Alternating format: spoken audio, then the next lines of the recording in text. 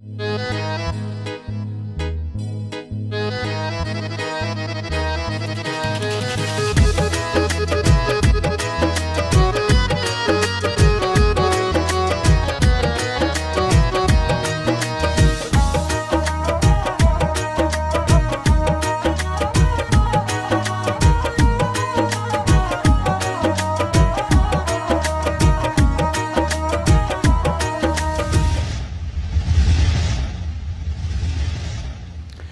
फरवरी शनिचरवार की शाम है। प्रोग्राम देश प्रदेश के सारे ही दर्शकों को बलजिंदर सिंह अटवाल वालों सत श्री अकाल। आप सारे का ही प्रोग्राम के विच निघा ते हार्दिक स्वागत है। अज के प्रोग्राम की शुरुआत हमेशा की तरह लड़ीवार धार्मिक सैगमेंट के नाल होवेगी, जिस दे विच आपां लड़ीवार पाठ अते व्याख्या सरवण करते आ रहे हैं जपजी साहब की। श्री गुरु ग्रंथ साहब जी का आरंभ इस बाणी दे नाल ही हुंदा है। पहला मूल मंत्र, फिर 38 पौड़ियां ते फिर श्लोक। अज 38वीं पौड़ी का पाठ अते व्याख्या भाई सरबजीत सिंह जी धुंदा होनी करनगे ते अगले हफ्ते फिर श्लोक की व्याख्या की जाएगी। इस तो इलावा किसानी संघर्ष चल रहा है, पंजाब का खेती संकट सैगमेंट तुसीं बहुत पसंद कर रहे हो, उसकी 6वीं किश्त पेश की जाएगी। संघर्ष के नाल संबंधित गलबात भी होगी। प्रिंसीपल कश्मीरा सिंह जी होना दे नाल भी एक अहम गलबात अज के प्रोग्राम विच शामिल की जाएगी। तो प्रोग्राम के आखिरले हिस्से दे विच एक डॉकूमेंटरी भी इस किसानी संघर्ष के नाल, ये लोग कौन हैं जिहड़े कि इस संघर्ष दे विच जूझ रहे हैं, एडी तानाशाह सरकार दे नाल मत्था लाउण दा हिया करन वाले ये लोग कौन हैं। सो ये है अज दा देश प्रदेश प्रोग्राम। जत पहारा धीरज सुनियार, ऐरण मत वेद हथियार, भौ खला अगन तप ताऊ, भांडा भाऊ अमृत तित ढाल, घड़िया शब्द सची टकसाल, जिनको नदर करम तिनकार, नानक नदरी नदर निहाल। वाहिगुरू जी का खालसा, वाहिगुरू जी की फतेह। पहली पौड़ी तो लैके आपां 37 नंबर पौड़ी तक जो विचार साझे कीते ने, इक्के लड़ी विच गुरुदेव पिता महाराज जी ने जो सानू विचार बख्शिश की है, किवें सचियारा होई है, किवें कूड़े टुट्टे पाल, किवें असीं अपनी जिंदगी दे विच चंगे गुण धारण करके उस सच्चे मालक दा रूप बनना है, उहदियां नज़रां विच प्रवान चढ़ना है। ये तैयारी साडी सतगुरु जी ने इस बाणी द्वारा करवाई है। 38 नंबर जिहड़ी पौड़ी है, गुरुदेव पिता महाराज जी ने सारे जप बाणी का जो सारंश है वो 38 नंबर पौड़ी विच सानू परोस के दे दिता है कि गल सचियारे बण तो शुरू हुई सी, ते सचियारे बनने वास्ते जिहड़े लोग कर्म कांड कर रहे सी उन्हां दा भी जिक्र गुरुदेव जी ने कर दिता है।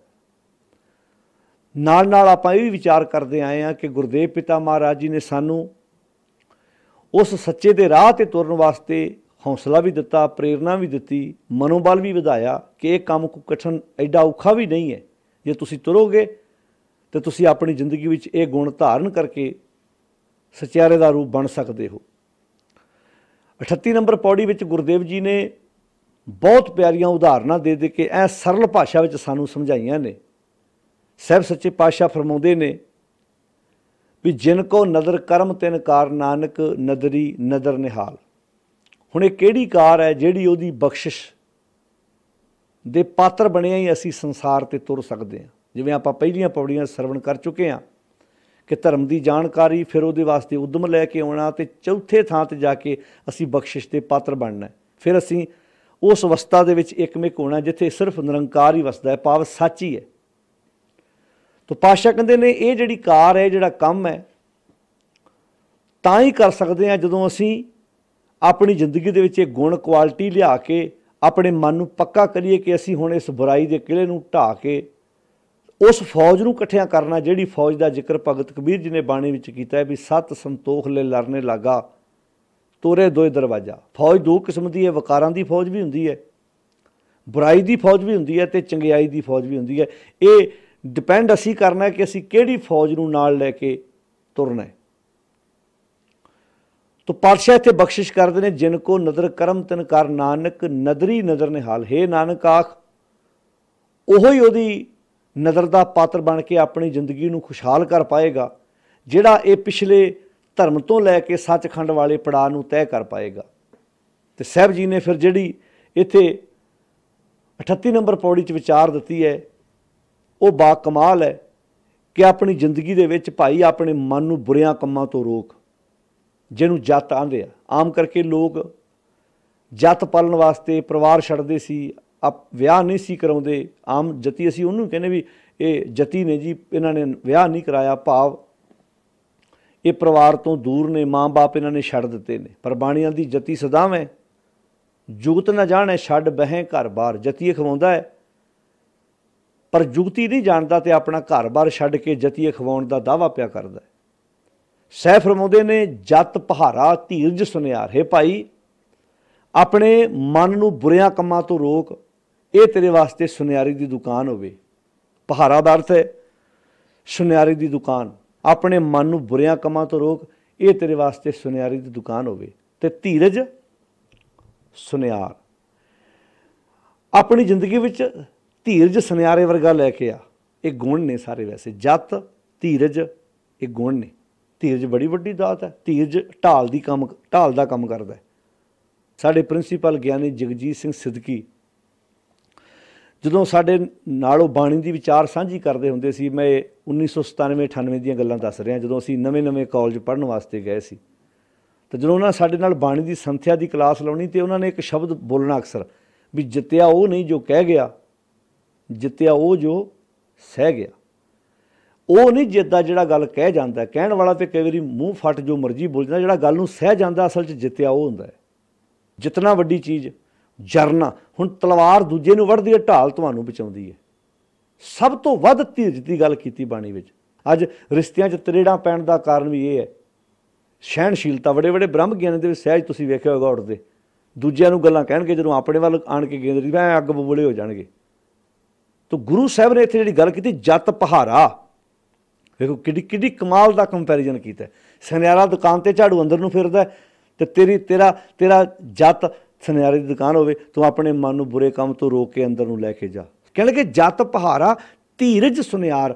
ਆਪਣੀ ਜ਼ਿੰਦਗੀ 'ਚ ਧੀਰਜ ਸੁਨਿਆਰੇ ਵਰਗਾ ਲੈ ਕੇ, ਯਾਨੀ ਕਿ ਧੀਰਜ ਨੂੰ ਸੁਨਿਆਰਾ ਬਣਾ ਲਾ ਤੇ ਆਪਣੇ ਮਨ ਨੂੰ ਬੁਰਿਆਂ ਕੰਮਾਂ ਤੋਂ ਰੋਕਣਾ, ਜੱਤ ਪਲਣਾ, ਇਹ ਸੁਨਿਆਰੇ ਦੀ ਦੁਕਾਨ ਬਣਾ ਲਾ। ਹੁਣ ਨਕਸ਼ਾ ਪੂਰੀ ਸੁਨਿਆਰੇ ਦੀ ਦੁਕਾਨ ਵਾਲਾ ਖਿੱਚ ਦਿੱਤਾ ਮਹਾਰਾਜ ਨੇ। ਅੱਗੇ ਕੀ ਆਖਿਆ? ਕਹਿਣ ਲੱਗੇ ਐਰਨ ਮੱਤ। ਉਹਦੇ ਕੋਲ ਐਰਨ ਹੁੰਦੀ ਹੈ ਨਾ, ਜਿੱਥੇ ਉਹ ਰੱਖ ਕੇ ਗਹਿਣੇ ਨੂੰ ਕੱਢਦਾ, ਮੱਤ ਨੂੰ ਐਰਨ ਬਣਾ ਲਾ। ਐਰਨ ਮੱਤ ਵੇਦ ਦੇ ਦੱਦੇ ਨੂੰ ਇੱਥੇ ਔਂਕੜ ਹੈ, ਜਿਹਦਾ ਅਰਥ ਗਿਆਨ ਹੈ।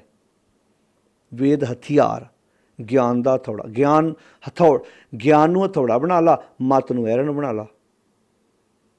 ਐਰਨ ਮੱਤ ਵੇਦ ਹਥਿਆਰ। ਭੌ ਖਲਾ ਸਮਝੋ ਧੌਂਕਣੀ। ਪੁਰਾਣੇ ਸਮੇਂ 'ਚ ਆਪਣੇ ਘਰਾਂ 'ਚ ਲੋਕ ਚੁੱਲ੍ਹਿਆਂ 'ਚ ਅੱਗ ਬਾਲਦੇ ਸੀ। ਪਿੰਡਾਂ 'ਚ ਪਾਈਪ ਰੱਖੀ ਹੁੰਦੀ, ਜਿਹਨੂੰ ਧੌਂਕਣੀ ਕਹਿੰਦੇ। ਇੱਦਾਂ ਪਾਈਪ ਹੁੰਦੀ ਸੀ, ਮੂੰਹ ਨਾਲ ਆ ਕੇ ਨਾ ਪਾਈਪ ਜ਼ੋਰੋਂ ਫੂਕ ਮਾਰਨੀ ਤੇ ਅੱਗ ਫੇਰ ਬਲ ਪੈਣੀ। ਜਿਹੜਾ ਨਿਰਮਲ ਭਉ ਹੈ ਨਾ, ਇਹ ਉਹ ਪਾਈਪ ਹੈ ਜਿਹਦੇ ਨਾਲ ਮੈਂ ਅੱਗ ਬਾਲਣੀ ਹੈ। ਭਉ ਖਲਾ ਮੀਨਿੰਗ ਉਹ ਧੌਂਕਣੀ ਜਿਹਦੇ ਨਾਲ ਅੱਗ ਬਾਲੀ ਦੀ, ਉਹ ਪਾਈਪ। ਤੇ ਅਗਨ ਤਪਤਾਓ, ਮਿਹਨਤ ਮੁਸ਼ੱਕਤ ਉਦਮ, ਇਹ ਅੱਗ ਹੋਵੇ। ਇਹ ਪੂਰਾ ਨਕਸ਼ਾ ਨਹੀਂ ਖਿੱਚਤਾ ਗੁਰਦੇਵ ਜੀ ਨੇ ਸੁਨਿਆਰੀ ਦੁਕਾਨ ਦਾ। ਅਗਨ ਤਪਤਾਓ ਤੇ ਭਾਂਡਾ ਪਾਓ। ਪਿਆਰ ਨੂੰ ਕੁਠਾਲੀ ਬਣਾ ਲਾ, ਜਿਹ 'ਚ ਉਹ ਢਾਲਿਆ ਜਾਂਦਾ ਸੋਨਾ। ਫਿਰ ਅੰਮ੍ਰਿਤ ਤੇ ਢਾਲ, ਉਹ 'ਚ ਫਿਰ ਇੱਦਾਂ ਅੰਮ੍ਰਿਤ ਢਲੇਗਾ, ਭਾਵ ਜ਼ਿੰਦਗੀ ਖੂਬਸੂਰਤ ਬਣੇਗੀ ਤੇਰੀ। ਵੈਸੇ ਇੱਕ ਬੇਨਤੀ ਕਰਾਂ ਸਾਧ ਸੰਗਤ ਜੀ, ਜਿਹੜਾ ਸੋਨਾ ਹੈ ਨਾ, ਜਿਹੜੇ ਸੁਨਿਆਰੇ ਵੀਰ ਘਰਾਂ 'ਚ ਬੈਠੇ ਸੁਣ ਰਹੇ, ਉਹਨਾਂ ਨੂੰ ਤਾਂ ਪਤਾ ਕਿ ਉਹਦੀ ਕਿਰਤਕਾਰੀ ਸੋਨਾ ਕਰਨਾ ਹੈ, ਸੋਨੇ ਦਾ ਕੰਮ ਕਰਨਾ ਹੈ। ਸੋਨਾ ਉਨੀ ਦੇਰ ਤੱਕ ਕੁਠਾਲੀ 'ਚ ਉਛਲ ਕੂਦ ਕਰਦਾ ਜਦੋਂ ਤੱਕ ਉਹ 'ਚ ਮੈਲ ਹੁੰਦੀ ਹੈ। ਜਦੋਂ 'ਚੋਂ ਮੈਲ ਨਿਕਲ ਜੇ ਫਿਰ ਐਂ ਟਿਕ ਜਾਂਦਾ। ਪਾਤਸ਼ਾਹ ਨੇ ਬਾਣੀ, ਭਾਈ ਗੁਰਦਾਸ ਜੀ ਨੇ ਵੀ ਆਪਣੀਆਂ ਵਾਰਾਂ 'ਚ ਪਤਾ ਲਿਖਿਆ, ਕਵਿਤਾਂ 'ਚ ਭਾਈ ਗੁਰਦਾਸ ਜੀ ਲਿਖਦੇ ਨੇ, ਕੰਚਨ ਅਸ਼ੁੱਧ ਜੋ ਕੁਠਾਰੀ ਠਹਿਰਾਤ ਨਹੀਂ। ਜਿਵੇਂ ਜਿਹੜਾ ਕੰਚਨ ਹੈ ਨਾ ਸੋਨਾ, ਉਦੋਂ ਤੱਕ ਉਛਲ ਕੂਦ ਕਰਦਾ ਜਦੋਂ ਤੱਕ ਉਹ 'ਚ ਮੈਲ ਹੁੰਦੀ ਹੈ। ਸੁੱਧ ਪੈ ਨੇਚਲ ਸਭ ਕੇ ਸ਼ਕਤ। ਜਦੋਂ ਉਹ 'ਚੋਂ ਮੈਲ ਨਿਕਲ ਜੇ ਨਾ, ਫੇਰ ਹੀ ਉਹ ਕਿਸੇ ਦਾ ਗਹਿਣਾ ਬਣਦਾ। ਤੋ ਪਾਤਸ਼ਾਹ ਇੱਥੇ ਕਹਿੰਦੇ ਨੇ ਭਉ ਖਲਾ ਅਗਨ ਤਪਤਾਓ, ਭਾਂਡਾ ਪਾਓ ਪਿਆਰ ਨੂੰ। ਹੁਣ ਇਹ ਅਸਲ 'ਚ ਹੈ ਤਾਂ ਸਾਰੇ ਗੁਣ ਹੀ ਨੇ ਨਾ। ਤੁਸੀਂ ਵੇਖੋ ਗੱਲ ਆਰੰਭ ਉੱਤੋਂ ਜਦੋਂ ਆਪਾਂ ਕੀਤੀ, ਭਾਂਡਾ ਪਾਓ ਅੰਮ੍ਰਿਤ ਤੇ ਢਾਲ। ਪਿਆਰ ਨੂੰ ਕੁਠਾਲੀ ਬਣਾ ਲਾ, ਉਹਦੇ 'ਚ ਅੰਮ੍ਰਿਤ ਢਾਲ, ਭਾਵ ਅੰਮ੍ਰਿਤ ਤੇਰੇ ਅੰਦਰ ਆ, ਇਸ ਦੇਹ ਵਿੱਚ ਅੰਮ੍ਰਿਤ ਵਾਸਤਾ। मन रे थिर रहो मत कत जाहि जियो बाहर ढूंढत बहुत दुख पावे घर अमृत घट माही जियो। तो क्यों ये शब्द वरते भी अमृत तेरे अंदर भरिया पिया वा कढ़ जिन्ना मर्जी मत विच रतन जवाहर मानक जे एक गुर की सिख जे तू अपने गुरु की एक भी सिक्ख्या उत्ते अमल कर लवें तेरे अंदरों ही ये हीरे जवाहरात प्रगट हो जाने ने। तेरे अंदर अमृत भरिया पिया भांडा पाओ अमृत ढाल ते घड़िए शब्द आ सुनियो घड़िए शब्द शब्द अर्थ की तेरे बोल शब्द अर्थ है तेरा आचरण शब्द अर्थ है तेरा किरदार शब्द अर्थ है तेरा करैक्टर बोल बाणी तेरे तेरे बोल खरवे सी जो बोल बदल जे तो जीवन बोलों ते निर्भर है जिदा की बोल बाणी उदा का जीवन है फिर शब्द बोल होया ना। हुण सुनियो ध्यान नाल असीं समाज विच आनंद किहनूं कहने भला आम साडी समाज किसी ने बंदे ने रोटी खाधी होवे ना प्रशादा छकिया होवे तो कोई पुछे किद्दां जी आनंद आ गया प्रशादा छक के असल च आनंद नहीं हैगा। अगले दिन प्रशादा बनया किते नमक मिर्च वध घट पै गई हुण अज नमक वध पाता थोड़ा जिहा मिर्च वध पाती अज आनंद कित्थे गया। आनंद ते विरोधी शब्द ही है नहीं कोई दुख दा सुख वा धुप दा छां वा उद्यम दा आलस वा आनंद शब्द दा ते विरोधी शब्द ही है नहीं। ताई तो सानू आनंद कारज कर लई कहा सी जे किते ये आनंद आ जाए ये तो गृहस्थ मार्ग वर्गा तो मार्ग ही कोई नहीं पर असीं शब्द आनंद कारज बोलते हैं आनंद वाला जीवन तो है ही नहीं जिंदगी च असीं तो बद्धा चट्टी निभाने इदां वो इदां कहते मैं ही हाँ जिहड़ी तेरे नाल कढ गई हाँ वो आंदा मैं ही हाँ जिहड़ा तैनूं लै आया इदां ही बस तुरे जांदे इदां जिंदगी लंघी जाती। इन्ना प्यारा अमृत भर दिता बंदिया 38 नंबर पौड़ी जपजी साहिब दियां पूरियां 37 नंबर तो बाद जो आप 38 नंबर पौड़ी पढ़ते हैं पूरा नक्शा खिंच दिता जिंदगी नूं इदां सवार घड़िए शब्द सची टकसाल ते जिन को नदर करम तिनकार आ है उहदी नदर दा पात्र बनना आ उतरी क्रिया लिया इहो ही नदर दा पात्र बनना है। हुण तू आ काम करे ना तो इदां कही जावे महाराज किते कृपा कर दिओ ना तुसीं कृपा तो होई पई है आ काम करना पैना जिन को नदर करम तिनकार नानक नदरी नदर निहाल जीवन निहाल हो जाएगा खुशबू ना भर जाएगा। आ उपर वाला सारा जिहड़ा प्रोसीजर है ये अपनी जिंदगी च लागू कर ला जो विधि विधान दसिया फिर एक दोबारा रिपीट कर लीए आपां अपने मन नूं विकारां वालों रोकना जत पालना ये सुनियारी की दुकान बना ला धीरज नूं सुनियारा बना ला धीरज सुनियार ऐरन मत नूं ओह ऐरन बना ला ज्ञान का थोड़ा बना ला वेद हथियार पाओ खला तो पाइप जिहदे नाल धौंकनी जिहदे नाल अग बालनी है वो निर्मल पाओ होवे डर होवे ते निर्मल पाउण दी धौंकनी नाल फिर अपने उद्यम की अग नूं ठंडिया ना पैण दी उद्यम रखी जिंदगी इदां कहीं उद्यम करो करावो ठाकुर उद्यम मैं करना कराई तुसीं जाओ बापू मैं भुखा मरदा ही नहीं फिर तो खेतों वाले बने तुरेगा तां लहरां बहरां जे किसी फैक्ट्री वाल बड़े नौजवान साडे वीर ने वो काम कर लगे संगदे थोड़ा वो कहते ठीक है भाई काम करते हैं मेहनत करते हैं मुशक्कत करते हैं ठूठा फड़ के किसी को मंगते तो नहीं। परमात्मा का निर्मल भाव की धौंकड़ी बना ला अगन तप ताओ अपनी जिंदगी च उद्यम की अग नूं ठंडिया ना पैण दी अगन तप ताओ ते भांडा पाओ प्यार नूं कुठाली बना ला उस अमृत ढाल ते घड़िए शब्द सच्ची टकसाल अपनी जिंदगी नूं काढ़ तिनका शब्द सच्चा सवारिया शब्द सवारिया जाएगा तेरी बोल बाणी वो नहीं रहनी है प्यार ना बोलेंगा तू जप बाणी की सारी बाणी आपां विचारी है 38 नंबर पौड़ी अज आपां सांझी एक सलोक जिहड़ा रह गया जिहड़ा आपां साझा करांगे विचार साझे करांगे साध संगत जी सारिਆਂ ਦਾ ਧੰਨਵਾਦ। वाहिगुरू जी का खालसा वाहिगुरू जी की फतेह।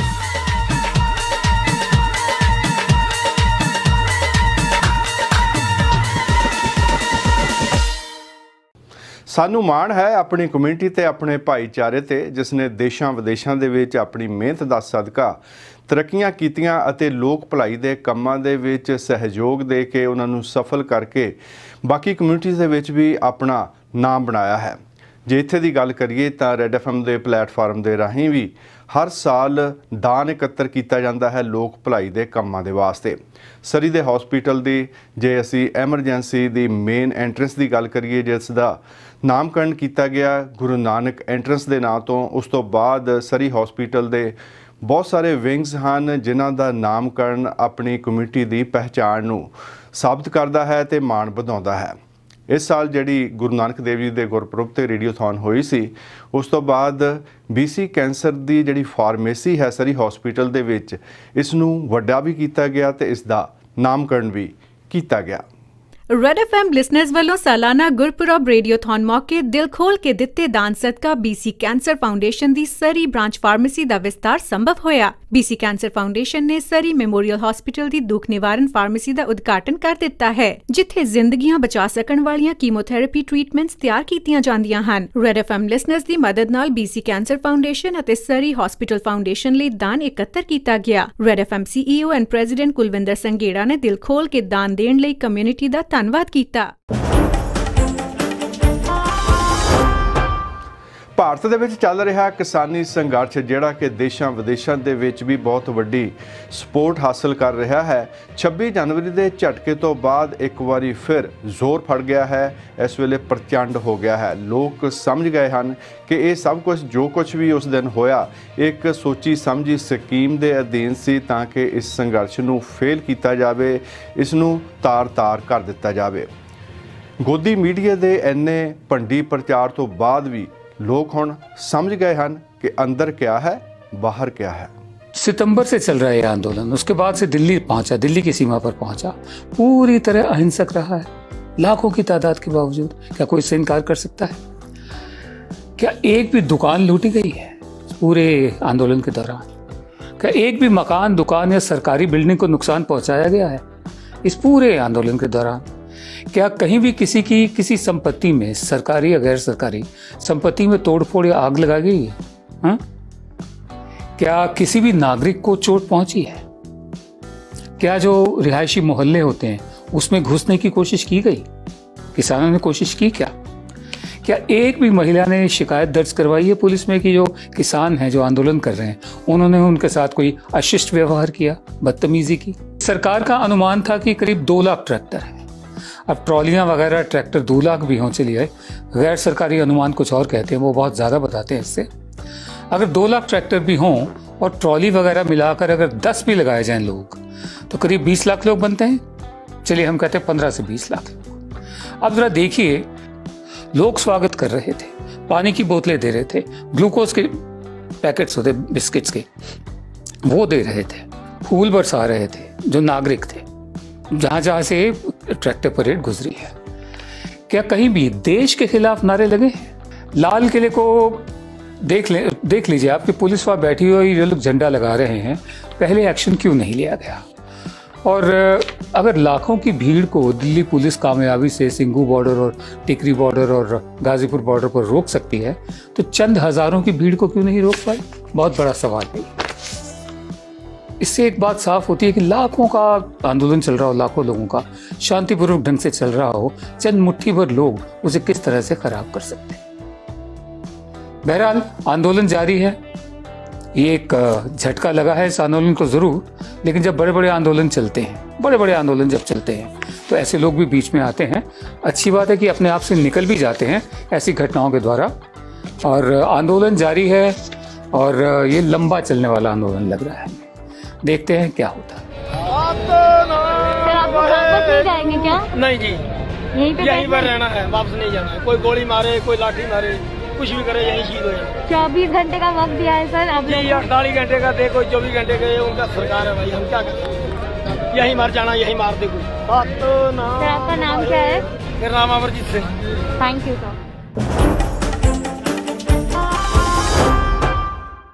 ਹੁਣ ਤੱਕ ਤੁਸੀਂ ਦੇਖਿਆ ਕਿ ਭਾਰਤ ਵਿੱਚ ਅਕਾਲ ਕਿੱਥੇ ਤੇ ਕਿਵੇਂ ਪੈਂਦੇ ਰਹੇ। ਖੇਤੀਬਾੜੀ ਨਾਲ ਸੰਬੰਧਿਤ ਕਾਨੂੰਨ ਦੀ ਅਣਹੋਂਦ, ਮੌਸਮ ਦੀ ਮਾਰ ਕਰਕੇ ਅਕਾਲ ਪੈਂਦੇ ਰਹੇ। ਆਜ਼ਾਦੀ ਤੋਂ ਪਹਿਲਾਂ ਤੇ ਬਾਅਦ ਵਿੱਚ ਆਈਆਂ ਕਿਸਾਨ ਲਹਿਰਾਂ, ਫਿਰ ਆਇਆ ਹਰਾ ਇਨਕਲਾਬ ਤੇ ਹੁਣ ਇਸ ਤੋਂ ਅੱਗੇ। ਪੰਜਾਬ ਦਾ ਖੇਤੀ ਸੰਕਟ, ਭੂਤ, ਵਰਤਮਾਨ ਤੇ ਭਵਿੱਖ, the agro crisis of Punjab, past, present and future, ਕਿਸ਼ਤ 6ਵੀਂ। 1980ਵਿਆਂ ਵਿੱਚ ਇੱਕ ਹੋਰ ਕਿਸਾਨੀ ਘੋਲ ਨੇ ਪੰਜਾਬ ਅੰਦਰ ਜਨਮ ਲਿਆ, ਜੋ ਕਿ ਭਾਰਤੀ ਕਿਸਾਨ ਯੂਨੀਅਨ ਦੀ ਅਗਵਾਈ ਹੇਠ ਲੜਿਆ ਗਿਆ। ਇਸ ਕਿਸਾਨੀ ਸੰਘਰਸ਼ ਵਿੱਚ ਤਕਰੀਬਨ ਹਰ ਵਰਗ ਦੇ ਕਿਸਾਨ ਸ਼ਾਮਲ ਸਨ, ਕਿਉਂਕਿ ਹਰੀ ਕ੍ਰਾਂਤੀ ਤੋਂ ਬਾਅਦ ਸਾਰੇ ਕਿਸਾਨ ਇੱਕ ਮੰਡੀ ਸਿਸਟਮ ਵਿੱਚ ਆ ਗਏ ਸਨ। ਉਸ ਵੇਲੇ ਫਸਲਾਂ ਦਾ ਘੱਟੋ ਘੱਟ ਸਮਰਥਨ ਮੁੱਲ ਵਧਾਉਣ, ਕਰਜ਼ੇ ਮਾਫ ਕਰਨ ਤੇ ਬਿਜਲੀ ਮਾਫੀ ਵਗੈਰਾ ਕਿਸਾਨੀ ਸੰਘਰਸ਼ ਦੀਆਂ ਮੰਗਾਂ ਸਨ, ਕਿਉਂਕਿ ਉਸ ਵੇਲੇ ਕਿਸਾਨਾਂ ਦੀ ਵੱਡੀ ਸਮੱਸਿਆ ਵੱਧ ਰਹੇ ਖੇਤੀ ਖਰਚੇ ਤੇ ਘਟ ਰਹੀਆਂ ਆਮਦਨਾਂ ਸਨ। ਇਸ ਸੰਘਰਸ਼ ਦੌਰਾਨ 1984 ਵਿੱਚ ਲਗਭਗ 40,000 ਅੰਦੋਲਨਕਾਰੀ ਕਿਸਾਨਾਂ ਨੇ ਚੰਡੀਗੜ੍ਹ ਵਿੱਚ ਰਾਜਪਾਲ ਦਾ ਘਿਰਾਓ ਕੀਤਾ। ਕਿਸਾਨਾਂ ਨੇ ਰਾਜਪਾਲ ਦੀ ਕੋਠੀ, ਮਟਕਾ ਚੌਂਕ, ਸੈਕਟਰ 4 ਤੇ ਸਕੱਤਰੇਤ ਵਗੈਰਾ ਇਲਾਕਿਆਂ ਵਿੱਚ ਤੰਬੂ ਲਾ ਲਏ ਤੇ ਇਸ ਸੰਘਰਸ਼ ਤੋਂ ਬਾਅਦ ਕਿਸਾਨਾਂ ਦੇ ਹੱਕ ਵਿੱਚ ਕਈ ਫੈਸਲੇ ਹੋਏ ਤੇ ਰਿਆਇਤਾਂ ਮਿਲੀਆਂ। ਹੁਣ ਭਾਰਤੀ ਕਿਸਾਨ ਇੱਕ ਵਾਰ ਫੇਰ ਸੰਘਰਸ਼ ਦੇ ਰਾਹ ਤੇ ਨੇ। ਕਿਸਾਨ ਮਜ਼ਦੂਰ ਏਕਤਾ ਜਿੰਦਾਬਾਦ। ਹੁਣ ਭਾਰਤ ਸਰਕਾਰ ਨੇ 3 ਖੇਤੀ ਕਾਨੂੰਨ ਲਿਆਂਦੇ ਨੇ। 27 ਸਤੰਬਰ 2020 ਨੂੰ ਇਹ ਬਿੱਲ ਪਾਰਲੀਮੈਂਟ ਵੱਲੋਂ ਪਾਸ ਕਰ ਦਿੱਤੇ ਗਏ। ਪਹਿਲਾ, the farmers produce trade and commerce promotion and facilitation act 2020। ਇਸ ਤਹਿਤ ਦੱਸਿਆ ਗਿਆ ਹੈ ਕਿ ਅਜਿਹਾ ਇਕੋਸਿਸਟਮ ਬਣੇਗਾ ਜਿੱਥੇ ਕਿਸਾਨ ਮਨਚਾਹੀ ਥਾਂ ਉੱਤੇ ਫਸਲ ਵੇਚ ਸਕਣਗੇ। ਇੰਟਰਸਟੇਟ ਅਤੇ ਇੰਟਰਾ ਸਟੇਟ ਵਪਾਰ ਬਿਨਾਂ ਕਿਸੇ ਅੜਚਨ ਦੇ ਹੋ ਸਕੇਗਾ। ਇਲੈਕਟ੍ਰੋਨਿਕ ਟ੍ਰੇਡਿੰਗ ਤੋਂ ਵੀ ਆਪਣੀ ਫਸਲ ਵੇਚੀ ਜਾ ਸਕੇਗੀ। ਕਿਸਾਨਾਂ ਦੀ ਮਾਰਕੀਟਿੰਗ ਲਾਗਤ ਬਚ ਜਾਏਗੀ। ਜਿਹੜੇ ਇਲਾਕਿਆਂ ਵਿੱਚ ਕਿਸਾਨਾਂ ਕੋਲ ਵਾਧੂ ਫਸਲ ਹੈ ਉਹਨਾਂ ਸੂਬਿਆਂ ਵਿੱਚ ਉਹਨਾਂ ਨੂੰ ਚੰਗੀ ਕੀਮਤ ਮਿਲੇਗੀ। ਇਸੇ ਤਰ੍ਹਾਂ ਜਿਹੜੇ ਸੂਬਿਆਂ ਵਿੱਚ ਘਾਟ ਹੈ ਉੱਥੇ ਉਹਨਾਂ ਨੂੰ ਘੱਟ ਕੀਮਤ ਵਿੱਚ ਚੀਜ਼ ਮਿਲ ਜਾਏਗੀ। ਇੱਥੇ ਕਿਸਾਨਾਂ ਦਾ ਇਤਰਾਜ਼ ਹੈ ਕਿ ਖੇਤੀਬਾੜੀ ਉਪਜ ਮੰਡੀਆਂ APM ਤੋਂ ਕਿਸਾਨਾਂ ਨੂੰ ਆਪਣੀ ਫਸਲ ਦਾ ਸਹੀ ਮੁੱਲ ਮਿਲਦਾ ਹੈ ਅਤੇ ਸੂਬੇ ਮਾਰਕੀਟ ਫੀਸ ਵਜੋਂ ਮਾਲੀਆ ਕਮਾਉਂਦੇ ਨੇ। ਜੇ ਮੰਡੀਆਂ ਹੀ ਖਤਮ ਹੋ ਗਈਆਂ ਤਾਂ ਕਿਸਾਨਾਂ ਨੂੰ MSP ਵੀ ਨਹੀਂ ਮਿਲੇਗੀ। ਵਨ ਨੇਸ਼ਨ ਵਨ ਮਾਰਕੀਟ ਨਹੀਂ, ਵਨ ਨੇਸ਼ਨ ਵਨ MSP ਹੋਣਾ ਚਾਹੀਦਾ ਹੈ। ਦੂਸਰਾ ਕਾਨੂੰਨ, farmers empowerment and protection agreement on price assurance and farm service act 2020। ਸਰਕਾਰ ਕਹਿੰਦੀ ਹੈ ਕਿ ਇਸ ਤਹਿਤ ਖੇਤੀ ਨਾਲ ਜੁੜਿਆ ਰਿਸਕ ਕਿਸਾਨਾਂ ਦਾ ਨਹੀਂ, ਸਗੋਂ ਜੋ ਐਗਰੀਮੈਂਟ ਕਰਨਗੇ ਉਹਨਾਂ ਦਾ ਹੋਏਗਾ। ਕੰਟਰੈਕਟ ਫਾਰਮਿੰਗ ਨੂੰ ਨੈਸ਼ਨਲ ਫਰੇਮਵਰਕ ਦਿੱਤਾ ਜਾਏਗਾ। ਕਿਸਾਨ ਐਗਰੀ ਬਿਜ਼ਨਸ ਕਰਨ ਵਾਲੀਆਂ ਕੰਪਨੀਆਂ ਤੋਂ ਐਗਰੀਮੈਂਟ ਕਰਕੇ ਤੈਅ ਕੀਮਤ ਉੱਤੇ ਉਹਨਾਂ ਨੂੰ ਫਸਲ ਵੇਚ ਸਕਣਗੇ। ਮਾਰਕੀਟਿੰਗ ਦੀ ਲਾਗਤ ਬਚੇਗੀ। ਵਿਚੋਲੀਏ ਜਾਂ ਆੜਤੀਏ ਖਤਮ ਹੋ ਜਾਣਗੇ ਤੇ ਕਿਸਾਨਾਂ ਨੂੰ ਫਸਲ ਦਾ ਸਹੀ ਮੁੱਲ ਮਿਲੇਗਾ। ਕਿਸਾਨਾਂ ਦਾ ਇਤਰਾਜ਼ ਹੈ ਕਿ ਕੀਮਤਾਂ ਤੈਅ ਕਰਨ ਦਾ ਕੋਈ ਮੈਕੈਨਿਜ਼ਮ ਨਹੀਂ ਦੱਸਿਆ ਗਿਆ ਹੈ। ਇਸ ਤੋਂ ਪ੍ਰਾਈਵੇਟ ਕਾਰਪੋਰੇਟ ਹਾਊਸਿਸ ਨੂੰ ਕਿਸਾਨਾਂ ਨੂੰ ਪਰੇਸ਼ਾਨ ਕਰਨ ਦਾ ਜ਼ਰੀਆ ਮਿਲ ਜਾਏਗਾ। ਤੇ ਤੀਸਰਾ ਕਾਨੂੰਨ ਹੈ ਐਸੈਂਸ਼ੀਅਲ ਕਮੋਡਿਟੀਜ਼ ਅਮੈਂਡਮੈਂਟ ਐਕਟ 2020। ਇਸ ਤਹਿਤ ਸਰਕਾਰ ਕਹਿੰਦੀ ਹੈ ਕਿ ਕੋਲਡ ਸਟੋਰੇਜ ਅਤੇ ਫੂਡ ਸਪਲਾਈ ਚੇਨ ਦੇ ਆਧੁਨਿਕੀਕਰਨ ਵਿੱਚ ਮਦਦ ਮਿਲੇਗੀ।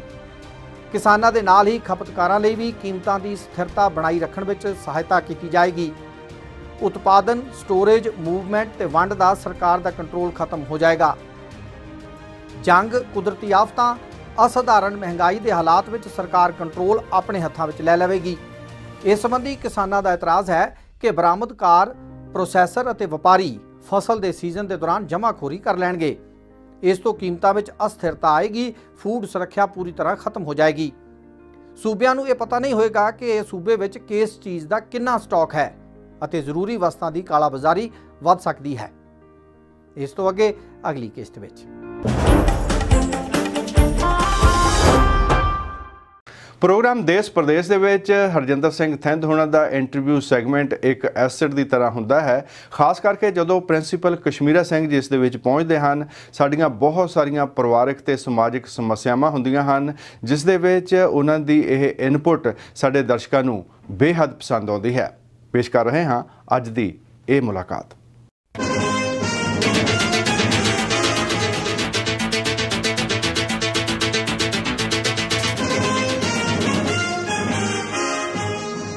ਦੋ ਪੀੜ੍ਹੀਆਂ ਦੇ ਵਿੱਚ ਜਿਹੜਾ ਕਨਫਲਿਕਟ ਪੈਦਾ ਹੋ ਰਿਹਾ ਹੈ, ਜਿਹਦੇ ਵਿੱਚ ਖਾਸ ਤੌਰ 'ਤੇ ਨੌਜਵਾਨ ਮੁੰਡੇ ਕੁੜੀਆਂ ਧੀਆਂ ਪੁੱਤ ਜਿਹੜੇ ਆ ਸਾਡੇ, ਉਹ ਮਾਪਿਆਂ ਦੇ ਨਾਲ ਬਹੁਤ ਸਾਰੇ ਘਰਾਂ ਦੇ ਵਿੱਚ ਸਹਿਮਤ ਨਹੀਂ ਹੋ ਰਹੇ।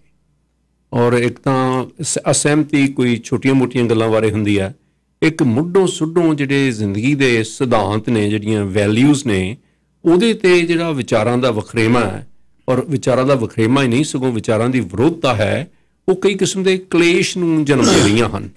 ਸੋ ਪ੍ਰੋਫੈਸਰ ਅੱਜ ਦੱਸਣਗੇ ਕਿ ਦੇਖੋ ਦੋ ਜਿਹੜੀਆਂ ਪੀੜ੍ਹੀਆਂ ਦਾ ਕਨਫਲਿਕਟ ਤਾਂ ਹਮੇਸ਼ਾ ਹੁੰਦਾ ਚੱਲਿਆ ਆਇਆ, ਲੇਕਿਨ ਇੱਥੇ ਸਾਡੇ ਦੇ ਵਿੱਚ, ਸਾਡੀ ਖਾਸ ਤੌਰ 'ਤੇ ਸਾਊਥ ਏਸ਼ੀਅਨ ਕਮਿਊਨਿਟੀ ਦੇ ਵਿੱਚ ਇਹ ਇਸ ਕਰਕੇ ਵੀ ਜ਼ਿਆਦਾ ਤਿੱਖਾ ਹੈ ਕਿਉਂਕਿ ਸਾਡੀ ਪੇਰੈਂਟਸ ਦੀ, ਜਿਹੜੇ ਲੋਕ ਇਮੀਗ੍ਰੈਂਟ ਆਏ ਹੋਏ ਨੇ, ਉਹਨਾਂ ਦੀ ਬੈਕਗਰਾਊਂਡ ਕੁਛ ਹੋਰ ਰਹੀ।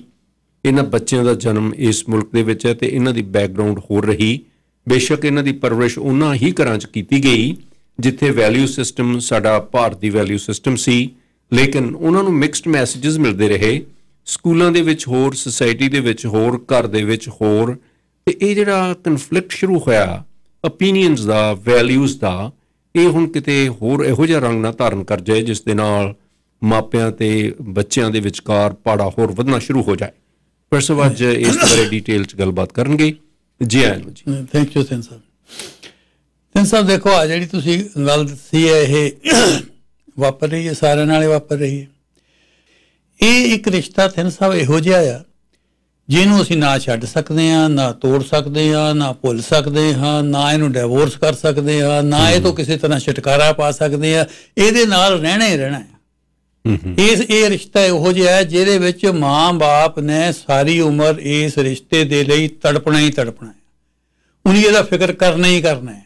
ਛੋਟੇ ਜਿਹੇ ਸੇ ਕਹਾਣੀ ਉਹ ਦੱਸਦੇ ਹੁੰਦੇ ਸੀ ਵੀ ਇੱਕ ਸਾਧੂ ਦਾ ਚੇਲਾ ਸੀ, ਬਹੁਤ ਕੋਈ ਬੰਦਾ, ਉਹ ਰੋਜ਼ ਜਾਂਦਾ ਹੁੰਦਾ ਸੀ ਸਾਧ ਕੋ ਤੇ ਬੜੀ ਪੂਜਾ ਪੇਟ ਕਰਨੀ। ਤੇ ਇੱਕ ਨੂੰ ਸਾਧਾ ਨੂੰ ਜਾ ਕੇ ਕਹਿੰਦਾ ਜੀ ਮੇਰੀ ਕੜਮਾਈ ਹੋ ਗਈ। ਅੱਛਾ ਜੀ। ਉਹ ਕਹਿੰਦੇ ਸੰਤ ਉਹਨੂੰ ਕਹਿੰਦੇ ਅੱਛਾ ਫਿਰ ਤੂੰ ਸਾਤੋਂ ਗਿਆ। ਅੱਛਾ, ਉਹ ਚਲੇ ਗਿਆ ਜੀ। ਉਹ ਫਿਰ ਕੁਝ ਹੋਰ ਸਾਲ ਬਾਅਦ ਆ ਕੇ ਮੈਨੂੰ ਕਹਿੰਦਾ ਜੀ ਵੀ ਮੇਰਾ ਹੁਣ ਵਿਆਹ ਹੋ ਗਿਆ। ਉਹ ਕਹਿੰਦੇ ਚੱਲ ਤੂੰ ਘਰਦਿਆਂ ਤੋਂ ਵੀ ਗਿਆ। ਸੁਣੀਏ ਯਾਰ। ਸਾਲ ਪਿੱਛੋਂ ਗਿਆ, ਉਹ ਕਹਿੰਦਾ ਜੀ ਮੇਰੇ ਮੁੰਡਾ ਹੋਇਆ। ਉਹ ਕਹਿੰਦੇ ਆਪਣੇ ਆਪ ਤੋਂ ਵੀ ਗਿਆ। ਸੋ ਆਪਾਂ ਜਿਸ ਵੇਲੇ ਬੱਚਾ ਹੋ ਜਾਂਦਾ ਉਹ ਫਿਰ ਮਾਂ ਬਾਪ ਜਿਹੜੇ ਆ ਫਿਰ ਉਹਦੇ ਲਈ ਸਭ ਕੁਝ ਕਰਦੇ ਆ, ਡਿਵੋਟ ਹੋ ਜਾਂਦੇ, ਉਹਦੇ ਲਈ ਜੀਂਦੇ ਆ ਜਾ ਕੇ। ਉਹ ਸਭ ਕੁਝ ਉਹਦੇ ਲਈ ਡਿਵੋਟ ਕਰਦੇ ਆ। ਬੱਚੇ ਉਹਦੇ ਲਈ ਡਿਵੋਟ ਨਹੀਂ ਹੁੰਦੇ ਹੈ। ਮਾਂ ਬਾਪ ਹੁੰਦੇ ਆ, ਬੱਚੇ ਨਹੀਂ ਹੁੰਦੇ। ਔਰ ਉਹ ਮਾਂ ਬਾਪ ਜਾ ਕੇ ਬੱਚੇ ਕਦੇ ਵੀ ਉਹਨਾਂ ਨੂੰ ਇੱਦਾਂ ਨਹੀਂ ਲੱਗਦਾ ਵੀ ਮੈਨੂੰ ਇਹ ਪਾਲਣਾ ਔਖਾ ਹੋ ਰਿਹਾ। ਉਹ ਔਖਿਆਈ ਮਹਿਸੂਸ ਨਹੀਂ ਕਰਦੇ, ਚਾਹੇ ਝਿੜਕੇ ਮਾਰਨ ਚਾਹੇ ਕੁਛ ਕਰਨ, ਪਰ ਔਖਿਆਈ ਮਹਿਸੂਸ ਨਹੀਂ ਕਰਦੇ। ਮੇਰੇ ਫਾਦਰ ਜਿਹੜੇ ਆ ਭਲਵਾਨ ਸੀਗੇ ਜੀ, ਉਹਨਾਂ ਦਾ ਜਿਹੜਾ ਉਸਤਾਦ ਸੀ ਉਹ ਅੱਲਾ ਬਖਸ਼ ਸੀਗਾ ਜਲੰਧਰ ਤੋਂ ਜੀ। ਉਹ ਅੱਲਾ ਬਖਸ਼ ਜਿਹੜੇ ਸੀ, ਅੱਲਾ ਬਖਸ਼ ਤੇ ਇੱਕ ਦਿੱਲੀ ਦੇ ਵਿੱਚ ਮੌਲਵੀ ਜੀ ਹੁੰਦੇ ਸੀ, ਉਹਨਾਂ ਦੇ ਵਾਕਿਫ ਸੀਗੇ। ਤਾਂ ਮੇਰੇ ਫਾਦਰ ਨੂੰ ਨਹੀਂ ਇਹ ਕਹਿਣਾ ਵੀ ਜਦੋਂ ਤੁਸੀਂ ਦੱਖਣ ਦੇ ਵਿੱਚ ਘੁਲਣ ਜਾਣਾ ਤਾਂ ਜਿਹੜੀ ਪੰਜਾਬ ਤੋਂ ਦਿੱਲੀ ਨੂੰ ਗੱਡੀ ਜਾਂਦੀ ਹੁੰਦੀ ਸੀ ਉਹ ਸਵੇਰੇ ਉਤਰ ਜਾਂਦੇ ਸੀ। ਉਹ ਦੂਜੀਆਂ ਗੱਡੀਆਂ ਤਕਾਲਾਂ ਨੂੰ ਚੱਲਦੀਆਂ ਹੁੰਦੀਆਂ ਸੀ। ਉਹਨੇ ਕਹਿਣਾ ਵੀ ਤੁਸੀਂ ਮੌਲਵੀ ਜੀ ਕੋਲ ਚੱਲ ਜਾਇਆ ਕਰੋ ਤਾਂ ਉੱਥੇ ਨਹਾ ਧੋ ਕੇ ਫਿਰ ਗਾਹਾਂ ਰਾਤ ਦੀ ਗੱਡੀ ਗਾਹਾਂ ਜਿੱਧਰ ਨੂੰ ਕੋਲਾਪੁਰ ਵੱਲ ਨੂੰ ਜਾਣਾ ਉਹ ਫੜ ਲੈਣੀ। ਉਹ ਕਹਿੰਦੇ ਮੈਂ ਮੌਲਵੀ ਜੀ ਕੋਲ ਗਿਆ ਤੇ ਮੌਲਵੀ ਜੀ ਦਾ ਜਿਹੜੀ ਮਸੀਤ ਸੀਗੀ ਉਹਦਾ ਸਿਹਨ ਜਿਹੜਾ ਸੀ ਵਿਹੜਾ ਸੀ ਕਾਫੀ ਖੁੱਲ੍ਹਾ ਸੀ, ਤਾਂ ਉਹਨਾਂ ਦੇ ਨਿਆਣੇ ਉਹਦੇ 'ਚ ਖੇਲਦੇ ਸੀ। ਔਰ ਮੌਲਵੀ ਜੀ ਦੇ 14 ਨਿਆਣੇ ਸੀ। ਉਹ ਕਹਿੰਦੇ 14 ਨਿਆਣੇ ਸੀ। ਉਹ ਕਹਿੰਦੇ ਇੱਕ ਦਿਨ ਮੈਂ ਬੈਠਾ ਮੌਲਵੀ ਜੀ ਕੋਲ ਤਾਂ ਮੌਲਵੀ ਜੀ ਮੈਨੂੰ ਕਹਿੰਦੇ ਵੀ ਅਬਦੁਲ ਕਹਿੰਦੇ ਸਾਲ ਕਦਾ ਹੀ ਸੀ ਜਦ ਉਹਦੀ ਡੈਥ ਹੋ ਗਈ ਤੇ ਹੁਣ ਕਹਿੰਦੇ ਉਹਨੇ 8 ਸਾਲਾਂ ਦਾ ਹੋਣਾ ਸੀ। ਜੇ ਉਹ ਵੀ ਵਿੱਚ ਕਹਿੰਦੇ ਖੇਲਦਾ ਹੁੰਦਾ ਇਹਨਾਂ ਦੇ ਜਾ ਕੇ ਜਿਹੜੇ ਆ ਕਿੰਨਾ ਚੰਗਾ ਹੁੰਦਾ। ਕਹਿੰਦੇ ਜੇ ਉਹਨ ਵੀ ਇਦਾਂ ਹੀ ਕਹਿੰਦੇ ਖੇਲਣਾ ਸੀ ਅਬਦੁਲ ਨੇ ਵੀ ਪਿੱਛੇ ਇਹਨਾਂ ਤੋਂ ਬੱਚੇ ਦੀ ਉਹਨਾਂ ਦੀ ਡੈਥ ਹੋ ਗਈ ਸੀ 1 ਸਾਲ ਦੀ ਕਿਸੇ ਦੀ, ਤੇ ਉਹ ਵੀ ਵਿੱਚੇ ਹੀ ਖੇਲਦਾ ਹੁੰਦਾ ਕਿੰਨਾ ਚੰਗਾ ਹੁੰਦਾ। ਤਾਂ ਉਹ ਕਹਿੰਦੇ ਦੱਸਦੇ ਮੈਂ ਮੌਲਵੀ ਵਾਲ ਦੇਖਿਆ ਤਾਂ ਉਹਨਾਂ ਦੀ ਅੱਖਾਂ 'ਚ ਪਾਣੀ ਭਰਿਆ ਜੀ। ਸਾਰੇ 14 ਬੱਚੇ ਵੀ ਸੀ। 14 ਬੱਚੇ ਸੀ। 6-7 ਸਾਲ ਦੀ ਪਹਿਲਾਂ ਗੱਲ ਹੈ ਜੀ। ਮੇਰੇ ਇੱਕ ਵਾਕਫ ਇੱਥੇ ਆ ਗਏ, ਮੈਨੂੰ ਕਿਸੇ ਨੇ ਦੱਸਿਆ ਵੀ ਉਹ ਆ ਗਿਆ। ਮੈਂ ਉਹਨਾਂ ਨੂੰ ਮਿਲਣ ਗਿਆ ਜੀ। ਉਹ ਕਹਿੰਦੇ ਫਿਰ ਉਹਨਾਂ ਨੂੰ ਤਾਂ ਸਾਲ ਹੋ ਗਿਆ। ਤਾਂ ਮੈਂ ਮਿਲਣ ਗਿਆ ਜੀ ਤਾਂ ਉਹ ਆਪਣੇ ਬੜੇ ਲੜਕੇ ਕੋਲ ਰਹਿੰਦੇ ਸੀ। ਤਾਂ ਮੈਂ ਉਹਨਾਂ ਨਾਲ ਗੱਲਬਾਤ ਕੀਤੀ ਸਾਰੀ ਤੇ ਫਿਰ ਮੈਂ ਉਹਨਾਂ ਨੂੰ ਪੁੱਛਿਆ ਵੀ ਤੁਹਾਡੀ ਮਿਸਿਸ ਕਿੱਥੇ ਆ? ਕਹਿੰਦੇ ਕਿ ਉਹ ਛੋਟੇ ਕੋਲ ਰਹਿੰਦੀ ਆ। ਅੱਛਾ, ਹਾਂ। ਮੈਂ ਕਿਹਾ ਉਹ ਛੋਟੇ ਕੋ ਕਿਉਂ? ਉਹ ਕਹਿੰਦੇ ਫਿਰ ਬੜਾ ਕਹਿੰਦਾ ਜਾ ਕੇ ਵੀ ਦੇਖੋ ਮੇਰਾ ਵੀ ਇਹਨਾਂ ਦੋਹਾਂ ਦਾ ਭਾਰ ਤਾਂ ਮੇਰੇ ਤੋਂ ਨਹੀਂ ਚੱਕਿਆ ਜਾਣਾ ਹੈਗਾ, ਵੀ ਇੱਦਾਂ ਕਰ ਲੈਂਦੇ ਆ ਵੀ ਇਹ ਤੁਸੀਂ ਮੇਰੇ ਕੋਲ ਰਹਿ ਲਓ ਤੇ ਜਿਹੜੀ ਹੈਗੀ ਆ ਮੰਮੀ ਜਿਹੜੀ ਹੈਗੀ ਆ ਉਹ ਛੋਟੇ ਕੋਲ ਰਹਿ ਲੈਂਦੇ ਜਾ ਕੇ। ਮੇਰੇ ਦਿਲ ਦੇ ਵਿੱਚ ਉਸੇ ਵੇਲੇ ਆਇਆ, ਮੈਂ ਕਿਹਾ ਦੇਖੋ ਦੋਹਾਂ ਦਾ ਭਾਰ ਨਹੀਂ ਚੱਕਿਆ। ਮੌਲਵੀ ਜੀ 15 ਲਈ ਰੋਂਦੇ ਸੀ, ਭਾਰ ਚੱਕ ਉਹਨਾਂ ਨੂੰ ਭਾਰ ਨਾ ਸੀ ਲੱਗਦਾ ਕੋਈ ਵੀ। ਉਹ 15 ਲਈ ਔਖੇ ਸੀ ਵੀ 15ਵਾਂ ਹੁੰਦਾ ਕਿੰਨੀ ਖੁਸ਼ੀ ਦੀ ਗੱਲ ਹੁੰਦੀ। ਤਾਂ ਇਹ ਕਹਿੰਦੇ ਆ ਵੀ ਜੇ ਇੱਥੇ ਮਾਂ ਆ ਗਈ ਤਾਂ ਦੋਹਾਂ ਦਾ ਭਾਰ ਤਾਂ ਚੱਕਣਾ ਔਖਾ ਹੈ ਜਾ ਕੇ। ਤਿੰਨ ਸਾਹਿਬ ਸਾਰੇ ਹੀ ਸਾਥ ਛੱਡ ਜਾਣ ਤਾਂ ਇਹ ਸਾਰੇ ਇਹ ਮਾਂ ਬਾਪ ਨੇ ਸਾਥ ਨਹੀਂ ਛੱਡਣਾ। ਉਹ ਅਪਮਾਨ ਕਰਨ ਫਿਰ ਵੀ ਨਹੀਂ ਛੱਡਣਾ ਜਾ ਕੇ। ਉਹ ਵੱਧ ਘੱਟ ਕਰਨ ਉਹ ਵੀ ਚੱਲ ਜਾਣੀ ਹੈ ਸਾਰੀ ਗੱਲ ਜਾ ਕੇ। ਤੁਸੀਂ ਅੱਗੇ ਵੀ ਦੱਸਿਆ ਸੀ ਵੀ ਕਈ ਵਾਰੀ ਬੱਚੇ ਜਿਹੜੇ ਆ ਉਹ ਅਪਮਾਨ ਕਰਦੇ ਆ ਮਾਪਿਆਂ ਦਾ। ਅਪਮਾਨ ਮੈਂ ਸਮਝ, ਪਰ ਬੱਚੇ ਫਿਰ ਉਹਨਾਂ ਨੂੰ ਪ੍ਰੋਟੈਕਟ ਕਰਨ ਲਈ ਮਾਪੇ ਫਿਰ ਉਹਨਾਂ ਨੂੰ ਫਿਰ ਦੱਸਦੇ ਮੈਂ ਫਿਰ ਤੁਹਾਨੂੰ ਤੁਸੀਂ ਕਹਿੰਦੇ ਮੈਂ ਦੱਸਦਾ ਲੌਂਗ ਬੈਕ ਕੁਝ ਸਾਲ ਪਹਿਲਾਂ ਇਹ ਗੱਲ ਵੀ ਕੀਤੀ ਸੀ। ਇੱਕ ਫੁਆੜੇ ਟੀਚਰ ਸੀਗੇ ਜੀ, ਹੁਣ ਨੌਨ ਲੈਣਾ ਲੈਟ ਅਸ ਸੇ ਮਿਸਟਰ ਸਿੰਘ ਜੀ। ਉਹ ਮਿਸਟਰ ਸਿੰਘ ਦੇ 2 ਬੇਟੇ ਸੀਗੇ ਜੀ। ਇੱਕ ਬੇਟਾ JCT 'ਚ ਕੰਮ ਕਰਦਾ ਸੀਗਾ ਤੇ ਇੱਕ ਨੂੰ ਉਹ ਪੜ੍ਹਨ ਨੂੰ ਚੰਗਾ ਸੀ, ਉਹਦਾ ਉਹਨੇ ਬੜਾ ਧਿਆਨ ਰੱਖਣਾ, ਰਾਤ ਨੂੰ ਦੁੱਧ ਉਹਦੇ ਕੋਲ ਰੱਖਣਾ, ਪੇ ਪੜ੍ਹ ਲਵੇ, ਮੈਡੀਕਲ ਕਰ ਜਾਵੇ। ਉਹ ਮੈਡੀਕਲ ਕਰ ਗਿਆ ਜੀ। ਮੈਡੀਕਲ ਕਰਕੇ ਡਾਕਟਰ ਬਣ ਗਿਆ ਜੀ। ਡਾਕਟਰ ਬਣ ਗਿਆ ਤੇ ਡਾਕਟਰ ਬਣ ਕੇ ਤਾਂ ਉਹਦਾ ਵਿਆਹ ਵੀ ਇੱਕ ਡਾਕਟਰ ਨਹੀਂ ਨਾ ਹੋ ਗਿਆ ਤੇ ਉਹਨਾਂ ਦੀ ਲੁਧਿਆਣੇ ਪੋਸਟਿੰਗ ਹੋ ਗਈ ਜੀ।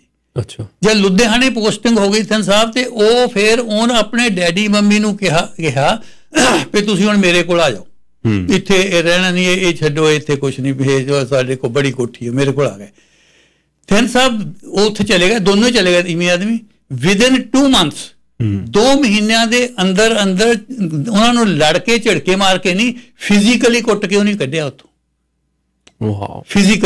ਫਿਜ਼ੀਕਲੀ ਕੁੱਟ ਕੇ ਉੱਥੋਂ ਕੱਢਿਆ ਤੇ ਉਹ ਫਗਵਾੜੇ ਆ ਗਏ। ਤਾਂ ਮੁੜ ਕੇ ਫਿਰ ਜਿਹੜਾ JCT ਦੇ ਵਿੱਚ ਉਹ ਕੰਮ ਕਰਦਾ ਸੀ ਉਹਦੇ ਕੋਲ ਆ ਕੇ ਰਹਿਣ ਲੱਗ ਪਏ। ਤਾਂ ਕੁਛ ਦੇਰ ਬਾਅਦ ਫਿਰ ਉਹਨਾਂ ਨੂੰ ਇਹ ਪਤਾ ਲੱਗਾ ਵੀ ਉਹ ਮੁੰਡੇ ਦਾ ਐਕਸੀਡੈਂਟ ਹੋ ਗਿਆ ਜੀ।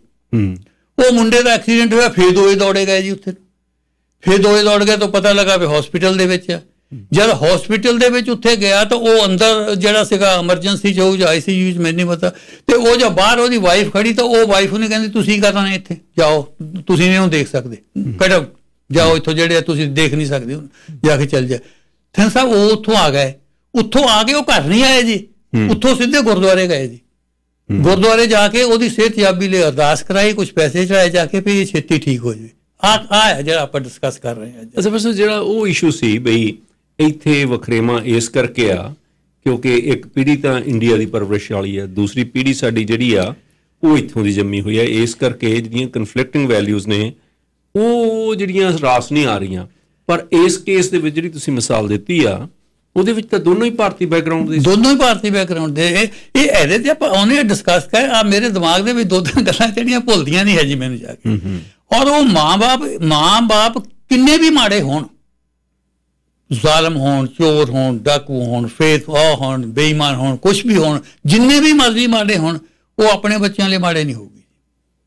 ਆਪਣੇ ਬੱਚਿਆਂ ਦੇ ਲਈ ਨਹੀਂ ਉਹ ਮਾੜੇ ਹੋਊਗੇ। ਆਪਣੇ ਬੱਚਿਆਂ ਨੂੰ ਉਹ ਉਦਾਂ ਹੀ ਪਰਵਰਿਸ਼ ਉਹਨਾਂ ਦੀ ਕਰੂਗੇ ਜਿੱਦਾਂ ਇੱਕ ਚੰਗਾ ਬਾਪ ਚੰਗੀ ਮਾਂ ਕਰਦੇ ਆ। ਬੱਚੇ ਕੌਣ ਆ? ਬੱਚੇ ਮਾਂ-ਬਾਪ ਦੀ ਉਹ ਸੇਵਾ ਕਰੂਗੇ ਜਿਹੜੇ ਗੁੱਡ ਬੱਚੇ ਹੋਊਗੇ, ਸਾਰੇ ਨਹੀਂ ਕਰੂਗੇ, ਗੁੱਡ ਬੱਚੇ ਕਰੂਗੇ। ਅੱਛਾ ਸਰ, ਐਨੀਮਲ ਕਿੰਗਡਮ ਦੇ ਵਿੱਚ ਉਹਨਾਂ ਨੇ ਤਾਂ ਸੇਵਾ ਵੀ ਨਹੀਂ ਕਰਾਉਣੀ ਹੁੰਦੀ, ਨਾ ਉਹਨਾਂ ਨੇ ਕੋਈ ਚੀਜ਼ ਬੱਚਿਆਂ ਤੋਂ ਐਕਸਪੈਕਟ ਕਰਨੀ ਹੁੰਦੀ ਆ। ਉਹ ਵੀ ਦੇਖਦੇ ਆ, ਮੈਂ ਜਾਨਵਰਾਂ ਦੇ ਕਈ ਮੈਂ ਫਿਲਮਾਂ ਵੇਖਦਾ ਹੁੰਦਾ, ਉਹ ਵੀ ਆਪਣੇ ਬੱਚਿਆਂ ਨੂੰ ਪ੍ਰੋਟੈਕਟ ਕਰਨ ਲਈ ਮਾਰਨ ਤੇ ਉਤਰੇ ਹੁੰਦੇ ਜਦ ਤੱਕ ਉਹਨਾਂ ਦੀ ਯਾਦਦਾਸ਼ਤ ਰਹਿੰਦੀ ਹੈ ਪਈ ਮੇਰੇ ਬੱਚੇ ਆ, ਉਨੀ ਦੇਰ ਤੱਕ ਰਹਿੰਦੇ ਆ। ਹੁਣ ਮੈਂ ਤੁਹਾਨੂੰ ਹੋਰ ਦੱਸਦਾ ਜੀ, ਹਿਸਟਰੀ ਦੇ ਵਿੱਚ ਤੁਹਾਨੂੰ ਇਹ ਕਰਦਾ ਗੈਂਗਸ ਖਾਨ, ਜਿਹਨੂੰ ਆਪਾਂ ਚੰਗੇਜ਼ ਖਾਨ ਕਹਿੰਦੇ ਆ, ਉਹ ਹੋਇਆ ਜੀ ਮੰਗੋਲੀਆ ਦਾ ਉਹ ਬੰਦਾ ਹੋਇਆ। ਔਰ ਉਸ ਬੰਦੇ ਨੇ ਜਿੰਨੀ ਅੰਪਾਇਰ ਵੱਡੀ ਉਨ ਕੀਤੀ ਆ, ਅੱਜ ਤੱਕ ਦੁਨੀਆ ਦੇ ਵਿੱਚ ਐਡੀ ਅੰਪਾਇਰ ਕਦੇ ਸਿਕੰਦਰ ਦੀ ਅੰਪਾਇਰ ਉਹਦੇ ਮੁਕਾਬਲੇ ਵਿੱਚ ਕੁਛ ਵੀ ਨਹੀਂ ਸੀ। ਇੱਡਾ ਵੱਡਾ ਉਹਨੂੰ ਰਸ਼ੀਆ ਕਿਹਾ, ਚਾਈਨਾ ਕਿਹਾ, ਯੂਰਪ ਕਿਹਾ, ਉਹ ਕਿਹਾ, ਸਾਰੇ ਹੀ ਜਿੱਤ ਲਿਆ ਜੀ ਉਹਨੇ। ਔਰ ਮੰਗੋਲੀਆ ਦੀ ਆਬਾਦੀ ਲੁਧਿਆਣੇ ਜ਼ਿਲ੍ਹੇ ਨਾਲੋਂ ਘੱਟ ਆ। ਅੱਛਾ ਜੀ, ਹਾਂਜੀ। ਤਾਂ ਉਹ ਮੰਗੋਲ ਐਸੇ ਛਾ ਗਏ ਜੀ ਸਾਰੀ ਦੁਨੀਆ ਤੇ। ਗੈਂਗਸ ਖਾਨ ਨੇ ਜਿਹੜੀ ਇਸ ਪਾਸੇ ਨਾਰਥ ਅਮਰੀਕਾ ਨੂੰ ਛੱਡ ਕੇ ਉਹ ਕਬਜ਼ਾ ਕਰ ਲਿਆ ਜਾ ਕੇ ਜੀ। ਗੈਂਗਸ ਖਾਨ ਨੇ ਥਿੰਨ ਸਾਹਿਬ ਇਹ ਕਿਹਾ ਜਾਂਦਾ ਵੀ ਜਿੰਨੀ ਦੁਨੀਆ ਦੀ ਉਸ ਵੇਲੇ ਆਬਾਦੀ ਸੀਗੀ ਉਹਦਾ 10% ਕਤਲ ਕਰ ਦਿੱਤਾ ਸੀ, 10% ਮਾਰਤਾ ਸੀ। ਜਿਸ ਇਲਾਕੇ ਨੂੰ ਉਹ ਜਿੱਤਦਾ ਸੀ ਉਹਦੇ ਪਿੱਛੇ ਕਿਸੇ ਨੂੰ ਛੱਡ ਕੇ ਨਹੀਂ ਜਾਂਦਾ ਜੀ। ਬਜ਼ੁਰਗਾਂ ਨੂੰ, ਔਰਤਾਂ ਨੂੰ, ਬੱਚਿਆਂ ਨੂੰ, ਸਾਰਿਆਂ ਦਾ ਕਤਲ ਕਰਦਾ ਸੀ। ਸਾਰਿਆਂ ਦਾ ਕਤਲ ਕਰਕੇ ਫੇਰ ਅੱਗੇ ਵੱਧਦਾ ਸੀ ਤਾਂ ਕਿ ਇਹ ਮੁੜ ਕੇ ਕਿਤੇ ਬਗਾਵਤ ਲਈ ਉੱਠਣਾ ਖੜਨ ਜਾ ਕੇ। 10% ਦੁਨੀਆ ਦੀ ਆਬਾਦੀ ਮੇਰਾ ਖਿਆਲ ਉਸ ਵੇਲੇ 145 ਕਰੋੜ ਸੀ। ਤੇ ਹੁਣ ਸਮਝੋ ਕਿੰਨੇ ਕੁ ਬੰਦੇ ਮਾਰਤੇ, ਦੇ ਕਰੋੜਾਂ ਵਿੱਚ ਮਾਰੇ ਉਸ ਬੰਦੇ। ਫਰਵਰੀ 1227 ਦੇ ਵਿੱਚ ਉਹਦਾ ਬੜਾ ਲੜਕਾ ਜੋਚੀ ਉਹਦਾ ਨਾਮ ਸੀ, ਉਹਦੀ ਡੈਥ ਹੋ ਗਈ। ਅੱਛਾ, ਚੰਗੇਜ਼ ਖਾਨ ਦੇ? ਹਾਂ, ਚੰਗੇਜ਼ ਖਾਨ ਦੇ ਬੜੇ ਲੜਕੇ ਜੋਚੀ ਦੀ ਡੈਥ ਹੋ ਗਈ ਫਰਵਰੀ 1227 ਦੇ ਵਿੱਚ। ਵਿਦਿਨ 6 ਮੰਥ ਚੰਗੇਜ਼ ਖਾਨ ਦੀ ਡੈਥ ਹੋ ਗਈ। ਇੰਨਾ ਦੁੱਖ ਲੱਗਾ ਚੰਗੇਜ਼ ਖਾਨ, ਜਾਣੀ ਉਹ ਤੋਂ ਝੱਲੇ ਹੀ ਨਹੀਂ ਹੋਈ ਡੈਥ ਜਿਹੜੀ ਉਹਦੀ ਸੀਗੀ ਜਾ ਕੇ। ਤੇ ਉਹ ਕਹਿੰਦੇ ਉਹ ਪਹਿਲੇ ਵਾਲਾ ਚੰਗੇਜ਼ ਖਾਨ ਰਿਹਾ ਹੀ ਨਹੀਂ ਸੀ ਹਜੇ ਜਿਸ ਵੇਲੇ ਜੋਚੀ ਦੀ ਡੈਥ ਹੋ ਗਈ ਸੀ। ਸੋ ਮੇਰਾ ਸਿਰਫ ਇਹ ਦੱਸਣ ਤੋਂ ਮਤਲਬ ਇਹ ਹੈ ਜਾ ਕੇ ਵੀ ਉਹ ਬੰਦਾ ਜਨ ਕਰੋੜਾਂ ਕਤਲ ਕੀਤੇ ਆ, ਜਦ ਉਹਦਾ ਆਪਣੇ ਬੱਚੇ ਦੀ ਡੈਥ ਹੋਈ ਉਹ ਤੋਂ ਝੱਲ ਨਹੀਂ ਹੋਈ ਜਾ ਕੇ। ਪੇਰੈਂਟਸ ਜਿਹੜੇ ਆ ਅਨਕੰਡੀਸ਼ਨਲ ਪਿਆਰ ਕਰਦੇ ਬੱਚਿਆਂ ਨੂੰ। ਮੈਂ 2 ਹਿਸਟਰੀ ਦੀਆਂ ਮਿਸਾਲਾਂ ਦੇ ਕੇ ਫਿਰ ਅੱਗੇ ਚੱਲਣਾ ਜੀ। ਇੱਕ ਤਾਂ ਉਹਦੇ ਵਿੱਚ ਫਿਰ ਉਹ ਗੱਲ ਇਹ ਹੈਗੀ ਆ ਵੀ ਪੇਰੈਂਟਸ ਕਿੱਥੇ ਤੱਕ ਜਾਂਦੇ ਆ ਔਰ ਬੱਚੇ ਕਿੱਥੇ ਤੱਕ ਜਾਂਦੇ ਆ। ਇੱਕ ਹਿਸਟਰੀ ਦੇ ਵਿੱਚ ਅਜਾਤ ਸ਼ਤਰੂ ਹੋਇਆ ਜੀ। ਅਜਾਤ ਸ਼ਤਰੂ ਜਿਹੜੇ ਸੇ ਉਹ ਮਗਧ, ਜਿਹੜਾ ਅੱਜ ਕੱਲ੍ਹ ਪਟਨਾ ਵਗੈਰਾ ਹੈਗਾ ਬਿਹਾਰ ਆ, ਉਹਦੇ ਰੂਲਰ ਸੇ ਮਹਾਤਮਾ ਬੁੱਧ ਦੇ ਟਾਈਮ ਦੇ ਹੈਗੇ ਆ। ਰੂਲਰ ਅਸਲ 'ਚ ਨਹੀਂ ਸੀ, ਉਹਨਾਂ ਦਾ ਡੈਡੀ ਬਿੰਬੀਸਾਰ ਰੂਲਰ ਸੀ। ਬਿੰਦੂਸਾਰ ਨਹੀਂ, ਬਿੰਬੀਸਾਰ। ਬਿੰਦੂਸਾਰ ਜਿਹੜੇ ਸੀ ਉਹ ਮਹਾਰਾਜਾ ਅਸ਼ੋਕ ਦੇ ਡੈਡੀ ਸੀਗੇ। ਇਹ ਬਿੰਬੀਸਾਰ ਸੀ। ਉਹ ਜਿਹੜਾ ਅਜਾਤ ਸ਼ਤਰੂ ਸੀ, ਅਜਾਤ ਸ਼ਤਰੂ ਰਾਜ ਹਥਿਆਉਣਾ ਚਾਹੁੰਦਾ ਸੀ। ਉਹਦੇ ਚਿੱਤ 'ਚ ਆ ਵੀ ਇਹ ਜਿੰਨੀ ਦੇਰ ਤੱਕ ਮੇਰਾ ਬਾਪ ਜੀਂਦਾ ਆ ਉਨੀ ਦੇਰ ਤੱਕ, ਉਹ ਪਹਿਲਾਂ ਇਹ ਖੁਸ਼ੀਆਂ ਦੀ ਤਾਂ ਕੋਈ ਗੱਲ ਨਾ ਸੀ। ਜਦੋਂ ਬਿੰਬੀਸਾਰ ਦਾ ਜਨਮ ਹੋਇਆ ਉਸ ਵੇਲੇ ਤਾਂ ਪਤਾ ਨਹੀਂ ਰਾਜ ਕਿੰਨੀਆਂ ਖੁਸ਼ੀਆਂ ਹੋਈਆਂ ਸੀ ਜੀ। ਉਹ ਬਿੰਬੀਸਾਰ ਦੇ ਮਨ 'ਚ ਹੈ ਜੀ ਵੀ ਜਿੰਨੀ ਦੇਰ ਤੱਕ ਮੇਰਾ ਬਾਪ ਜੀਂਦਾ ਆ ਉਨੀ ਦੇਰ ਤੱਕ ਮੈਂ ਇੱਥੇ ਦਾ ਰਾਜਾ ਮਹਾਰਾਜਾ ਨਹੀਂ ਬਣ ਸਕਦਾ। ਸੋ ਉਹਨੇ ਜਿਹੜਾ ਬਿੰਬੀਸਾਰ ਨੂੰ ਕੈਦ ਕਰ ਲਿਆ ਜੀ। ਆਪਣੇ ਬਾਪ ਨੂੰ। ਅੱਛਾ, ਆਪਣੇ ਬਾਪ ਨੂੰ ਕੈਦ ਕਰ ਲਿਆ। ਜਿਹੜੇ ਆਪਣੇ ਕਹਿ ਦਿੰਦੇ ਨਾ ਕਈ ਵਾਰ ਆ ਕੇ ਭਈ ਜੀ ਇਹ ਜਿਹੜੇ ਦਿੱਲੀ ਸੁਲਤਾਨ ਤਾਂ ਮੁਗਲਾਂ ਨੇ ਇਹ ਕੁਝ ਕੀਤਾ, ਇਹ ਸਾਰੇ ਕਰਦੇ ਰਹੇ ਇੱਦਾਂ ਸੱਤਾ ਦੇ ਲਈ, ਸਾਰੇ ਹੀ ਕਰਦੇ ਰਹੇ ਆ ਜਿਹੜੇ ਆਪਣੇ ਰਿਸ਼ਤੇਦਾਰਾਂ ਨੂੰ, ਭਰਾਵਾਂ ਨੂੰ, ਬਾਪ ਨੂੰ, ਸਾਰੇ ਕਰਦੇ ਰਹੇ। ਤਾਂ ਤੁਹਾਨੂੰ ਯਾਦ ਹੋਣਾ ਅਸ਼ੋਕ ਨੇ ਕਿੰਨੇ ਭਰਾ ਮਾਰੇ ਸੀ। ਐਨੀਵੇ ਉਹਨੂੰ ਕੈਦ ਕਰ ਲਿਆ ਜੀ।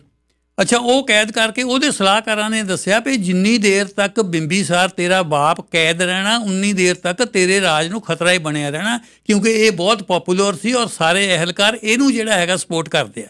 ਉਨੀ ਦੇਰ ਤੱਕ ਤੈਂ ਡਾਵਾਡੋਲੇ ਰਹਿਣਾ ਕਿ ਕਿਸੇ ਸਮੇਂ ਵੀ ਆ ਸਕਦਾ, ਫਿਰ ਬੈਟਰ ਇਹ ਇਹਨੂੰ ਖਤਮ ਕਰ ਦਿਓ, ਵੀ ਬਿੰਬੀਸਾਰ ਨੂੰ ਮਾਰ ਦੇ। ਉਹਨੇ ਫੈਸਲਾ ਕਰ ਲਿਆ ਜੀ ਵੀ ਬਿੰਬੀਸਾਰ ਨੂੰ, ਆਪਣੇ ਫਾਦਰ ਨੂੰ ਮਾਰ ਦੇਣਾ, ਆਪਣੇ ਬਾਪ ਨੂੰ ਮਾਰ ਦੇਣਾ। ਸੋ ਉਹਨੂੰ, ਉਹ ਬਿੰਬੀਸਾਰ ਨੂੰ ਵੀ ਵਿੱਚੋਂ ਦੱਸ ਦਿੱਤਾ ਉਹਨੂੰ ਜਾ ਕੇ ਵੀ ਤੈਨੂੰ ਮਾਰਨਾ ਚਾਹੁੰਦਾ ਹੋ ਜਾ ਕੇ। ਅੱਛਾ, ਬਿੰਬੀਸਾਰ ਨੇ ਇਹ ਕਿਹਾ, ਬਿੰਬੀਸਾਰ ਨੇ ਕਿਹਾ ਵੀ ਜੇ ਇਹਨ ਮੈਨੂੰ ਮਾਰ ਦਿੱਤਾ ਤਾਂ ਸ਼ਸਤਰਾਂ ਦੇ ਵਿੱਚ ਇਹ ਲਿਖਿਆ ਆ ਵੀ ਇਹ 7 ਜਨਮ ਜਿਹੜਾ ਹੈਗਾ ਇਹ ਨਰਕ ਦੀ ਅੱਗ ਦੇ ਵਿੱਚ ਸੜੂਗਾ ਜੇ ਇਹਨ ਆਪਣੇ ਬਾਪ ਨੂੰ ਮਾਰ ਦਿੱਤਾ। ਸਾਡੇ ਸ਼ਸਤਰਾਂ 'ਚ ਇਹ ਲਿਖਿਆ ਆ। ਅੱਛਾ, ਉਹ ਬਿੰਬੀਸਾਰ ਨੂੰ ਜਦ ਪਤਾ ਸੀ ਵੀ ਰਾਤ ਨੂੰ ਮਾਰਨਾ, ਤਾਂ ਉਹਨੂੰ ਜਿਹੜਾ ਉਹ ਗਾਰਡ ਸੀ ਉਹਨੂੰ ਕਹਿੰਦਾ ਵੀ ਮੈਨੂੰ ਆਪਣਾ ਖੰਜਰ ਦੇ, ਮੈਨੂੰ ਛੁਰਾ ਦੇ ਆਪਣਾ ਜਾ ਕੇ।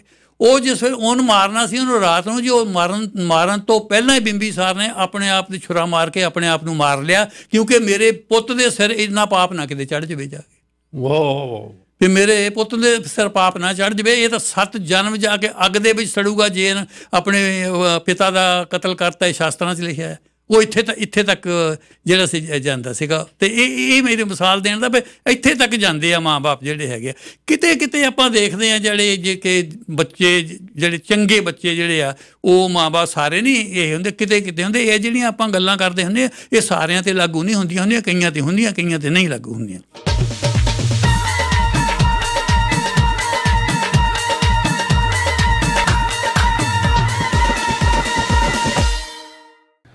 ਭਾਰਤ ਵਿੱਚ ਮੋਦੀ ਦੀ ਅਗਵਾਈ ਵਾਲੀ ਜਦੋਂ ਦੀ ਤਾਨਾਸ਼ਾਹ ਸਰਕਾਰ ਆਈ ਹੈ ਉਦੋਂ ਤੋਂ ਬਿਨਾਂ ਸੁਣਵਾਈ ਵਾਲੇ ਆਪਣੇ ਤਾਨਾਸ਼ਾਹੀ ਫਰਮਾਨ ਜਾਰੀ ਕਰਦੀ ਆ ਰਹੀ ਹੈ ਅਤੇ ਬਹੁਤ ਸਾਰੇ ਜਿਹੜੇ ਸਰਕਾਰੀ ਅਦਾਰੇ ਹਨ, ਲੋਕਾਂ ਦੀ ਭਲਾਈ ਦੇ ਵਾਸਤੇ ਹਨ, ਉਹ ਕਾਰਪੋਰੇਟਸ ਦੀ ਝੋਲੀ ਪਾਉਂਦੀ ਆ ਰਹੀ ਹੈ। ਤੇ ਹੁਣ ਤਾਂ ਹੱਦ ਹੀ ਹੋ ਗਈ। ਜਿਹੜੇ ਕਿਸਾਨੀ ਦੇ ਨਾਂ ਤੇ 3 ਬਿੱਲ ਲੈ ਕੇ ਆਉਂਦੇ ਹਨ, ਇਹ ਕਿਸਾਨੀ ਦੇ ਬਿੱਲ ਹੀ ਕਹੀ ਜਾ ਰਹੇ ਹਨ, ਪਰ ਜੇ ਜਨਤਾ ਦੀ ਗੱਲ ਕਰੀਏ ਤਾਂ 90% ਤੋਂ ਵੀ ਵੱਧ ਜਿਹੜੀ ਜਨਤਾ ਹੈ ਭਾਰਤ ਦੀ, ਉਸ ਦਾ ਕਚੁੰਬਰ ਨਿਕਲ ਜਾਣਾ ਹੈ ਜੇ ਇਹ ਲਾਗੂ ਹੋ ਜਾਂਦੇ ਹਨ। ਪਰ ਜੇ ਸੰਘਰਸ਼ ਵੇਖੀਏ ਤਾਂ ਜਿਸ ਤਰ੍ਹਾਂ ਲੋਕ ਲਹਿਰ ਐਡੇ ਵੱਡੇ ਲੈਵਲ ਤੇ ਪਹੁੰਚ ਚੁੱਕੀ ਹੈ, ਸੰਘਰਸ਼ ਇਸ ਵੇਲੇ ਆਪਣੀ ਸਿਖਰ ਤੇ ਹੈ ਔਰ ਸਰਕਾਰ ਦਾ ਇਸ ਤੋਂ ਡਰ ਜਾਣਾ, ਘਬਰਾ ਜਾਣਾ ਕੁਦਰਤੀ ਹੈ। ਘਬਰਾਹਟ ਇਹ ਸਾਹਮਣੇ ਪ੍ਰਤੱਖ ਦਿਖਾਈ ਦੇ ਰਹੀ ਹੈ। ਜਿਸ ਤਰ੍ਹਾਂ ਸੜਕਾਂ ਪੱਟੀਆਂ ਜਾ ਰਹੀਆਂ ਹਨ, ਕੰਕਰੀਟ ਦੇ ਬੈਰੀਅਰ ਬਿਲਡ ਕੀਤੇ ਜਾ ਰਹੇ ਹਨ, ਸੜਕਾਂ ਦੇ ਵਿੱਚ ਸਰੀਏ ਗੱਡੇ ਜਾ ਰਹੇ ਹਨ, ਕਿੱਲ ਗੱਡੇ ਜਾ ਰਹੇ ਹਨ। ਐਡੇ ਪ੍ਰਬੰਧ ਤਾਂ ਕਦੀ ਵਿਦੇਸ਼ੀ ਹਮਲੇ ਤੋਂ ਟੈਂਕਾਂ ਨੂੰ ਰੋਕਣ ਦੇ ਵਾਸਤੇ ਵੀ ਨਹੀਂ ਕੀਤੇ ਜਾਂਦੇ। ਖੈਰ, ਇਹ ਜੋ ਸੰਘਰਸ਼ ਹੈ ਇਹ ਆਪਣੀ ਮਿਸਾਲ ਆਪ ਹੈ। ਦੁਨੀਆ ਦੇ ਵਿੱਚ ਨਾ ਤਾਂ ਕਦੀ ਐਡਾ ਵੱਡਾ ਸੰਘਰਸ਼ ਹੋਇਆ ਹੈ, ਬੇਸ਼ੱਕ ਅਸੀਂ ਉਸ ਨੂੰ ਗਿਣਤੀ ਦੇ ਪੱਖੋਂ ਕਹਿ ਲਈਏ, ਬੇਸ਼ੱਕ ਉਸ ਨੂੰ ਸਮੇਂ ਦੀ ਜਿਹੜੀ ਲੰਬਾਈ ਹੈ ਇੰਨਾ ਲੰਮਾ ਸਮਾਂ ਚੱਲਣ ਵਾਲਾ, ਤੇ ਫਿਰ ਸਭ ਤੋਂ ਵੱਡੀ ਗੱਲ ਤਾਂ ਇਹ ਕਿ ਸੰਘਰਸ਼ ਕਰਨ ਵਾਲੇ ਲੋਕ ਸ਼ਾਂਤਮਈ ਰਹਿਣ। ਸੋ ਜੇ ਤੁਸੀਂ 26 ਜਨਵਰੀ ਦੀ ਪਰੇਡ ਨਹੀਂ ਸੀ ਵੇਖੀ, ਜਿਹੜੀ ਕਿ ਇਸ ਗੱਲ ਦਾ ਸਬੂਤ ਹੈ ਕਿ ਸਾਰੇ ਲੋਕ ਕਿੰਨੇ ਅਨੁਸ਼ਾਸਨ ਦੇ ਵਿੱਚ ਸਨ, ਕਿੰਨਾ ਮਨਮੋਹਕ ਉਹ ਦ੍ਰਿਸ਼ ਸੀ ਜਿਸ ਨੂੰ ਟਰੈਕਟਰ ਰੈਲੀ ਜਾਂ ਟਰੈਕਟਰ ਪਰੇਡ ਕਹਿ ਸਕਦੇ ਹਾਂ, ਔਰ ਰਾਸ਼ਟਰੀ ਝੰਡੇ ਜਿਹੜੇ ਹਨ ਕਿਸਾਨਾਂ ਦੇ ਹੱਥਾਂ ਦੇ ਵਿੱਚ। ਸੋ ਇਹ ਬਹੁਤ ਹੀ ਮਨਮੋਹਕ ਦ੍ਰਿਸ਼ ਸੀ ਜਿਸ ਨੂੰ ਖਰਾਬ ਕਰਨ ਦੀ ਕੋਸ਼ਿਸ਼ ਕੀਤੀ ਗਈ। ਜੇ ਨਹੀਂ ਤੁਸੀਂ ਇਹ ਦ੍ਰਿਸ਼ ਵੇਖੇ ਤਾਂ ਤੁਹਾਨੂੰ ਬਹੁਤ ਹੀ ਕਮਾਲ ਦੇ ਦ੍ਰਿਸ਼ ਅੱਜ ਦੇ ਪ੍ਰੋਗਰਾਮ ਦੇ ਆਖਿਰ ਦੇ ਵਿੱਚ ਦਿਖਾਉਣ ਜਾ ਰਹੇ ਹਾਂ, ਜਿਸ ਦੇ ਨਾਲ ਹੀ ਪ੍ਰੋਗਰਾਮ ਦੀ ਸਮਾਪਤੀ ਹੋ ਜਾਵੇਗੀ। ਅਗਲੇ ਹਫ਼ਤੇ ਫਿਰ ਮਿਲਾਂਗੇ। ਤਦ ਤੱਕ ਸਾਰਿਆਂ ਨੂੰ ਸਤਿ ਸ੍ਰੀ ਅਕਾਲ।